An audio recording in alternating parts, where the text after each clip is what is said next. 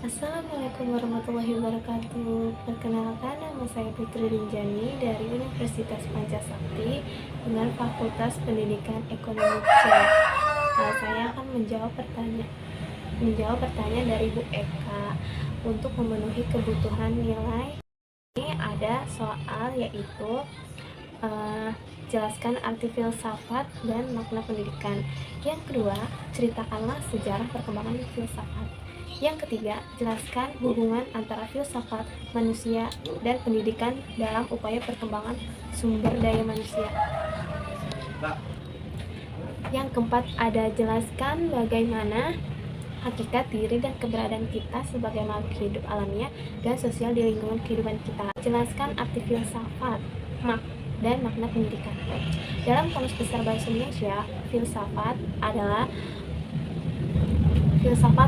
pengetahuan dan penyelidikan dengan akal budi mengenai hakikat yang ada, sebab, asal, dan hukumnya. Filsafat secara bahasa adalah cinta terhadap hikmah, cinta terhadap kebijaksanaan, dan berusaha mendapatkannya. Jadi, dapat dikatakan filosofi yaitu orang yang mencintai hikmah atau kebijaksanaan adalah berusaha mendapatkannya. Makna pendidikan. Dalam bahasa Arab, pendidikan disebut tarbiyah, yang diambil dari kata rabba, yang bermakna memelihara, mengurus, merawat, mendidik. Kedua soalnya yaitu ceritakanlah perkembangan filsafat dalam sejarah filsafat terbagi di atas 5 zaman, antara lain yaitu pada zaman Yunani klasik filosof, yang kedua skolastik, yang ketiga pertengahan, yang keempat modern, yang kelima kontemporer. Pada zaman Yunani klasik filosof pertama yang bernama Thales menganggap bahwa asal-usul manusia adalah air, karena air adalah sumber hidup manusia, khususnya dalam tubuh manusia. Selanjutnya, menurut Anaximenes yang menganggap asal-usul manusia adalah udara, dikarenakan manusia sangat membutuhkan udara.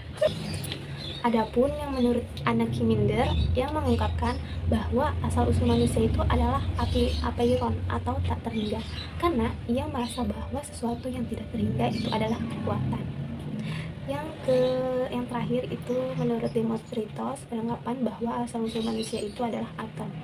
Menurut dia, awal dari segala sesuatu yang kecil, maka itu dia menganggap bahwa manusia adalah atom.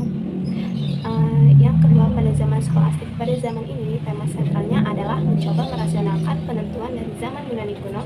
Jadi, pada zaman skolastik, semua pengetahuan dari zaman sebelumnya akan dirasionalkan, dan dari sinilah semua pengetahuan yang telah dirasionalkan dianggap menjadi ilmu pengetahuan.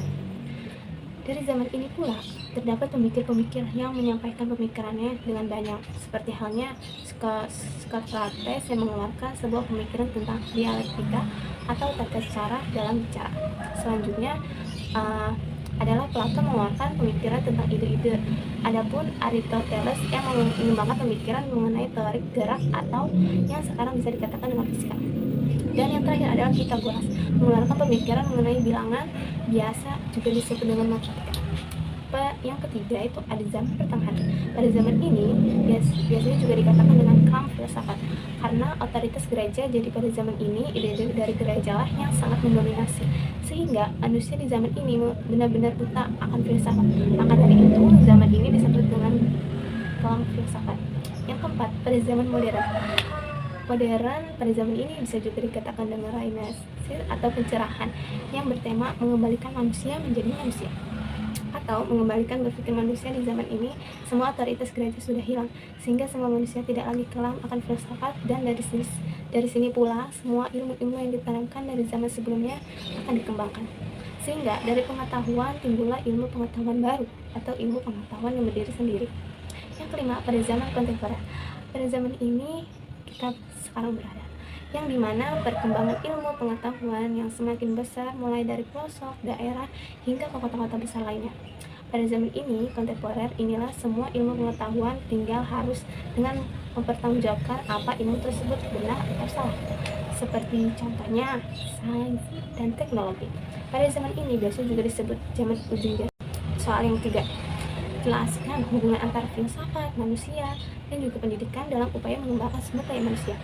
Hubungan antara filsafat, manusia, dan pendidikan, hubungan tersebut dilihat dari berbagai aspek, misalnya objek kajian manusia. Filsafat berarti berpikir mendalami oleh manusia. Manusia mampu berfilsafat di bidang yang dia kuasai. Salah satu kajian filsafat adalah pendidikan. Inilah keterkaitan antara ketiga hal tersebut. Yang keempat, jelaskan bagaimana hakikat diri dan keberadaan kita sebagai makhluk alamiah dan sosial di lingkungan kehidupan kita. Manusia secara alamiah ingin memenuhi kebutuhan dan kehendaknya masing-masing, ingin mewujudkan perkembangan zamannya menurut pendidikan dan kemampuan yang dimilikinya. Dalam artian, ia memiliki hubungan untuk mengembangkan potensi-potensi dan membuka dalam bidang pendidikan, yang artinya manusia tidak dapat mencapai apa yang dia inginkannya dengan dirinya sendiri sebagai makhluk sosial, karena manusia menjalankan peranannya dengan menggunakan simbol untuk mengkomunikasikan pemikiran dan perasaannya. Makhluk sosial berarti bahwa di samping manusia hidup bersama demi membutuhkan kehidupan jasmanilah, manusia juga hidup bersama dalam memenuhi kebutuhan rohani. Manusia dalam hidup bermasyarakat akan saling berhubungan dan saling membutuhkan satu sama lainnya. Ya, itu saja pertanyaan dari saya. Kurang lebihnya mohon maaf. Wassalamualaikum warahmatullahi wabarakatuh.